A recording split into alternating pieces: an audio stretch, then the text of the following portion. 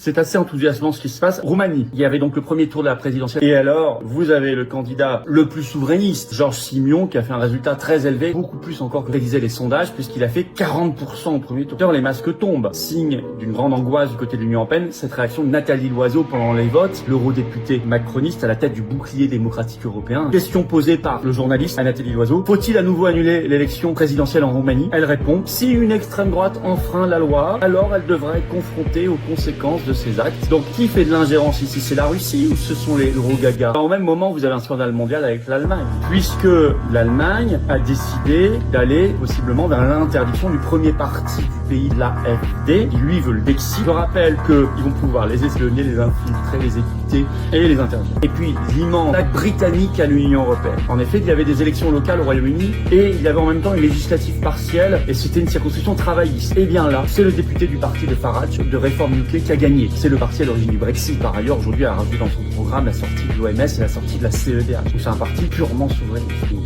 immense pour eux. C'est la caste politique négative. Et ils vont prendre l'ORN et abandonner le Frexit par conformisme, par bien-pensance. Faut toujours se battre. Faut pas lâcher ses convictions.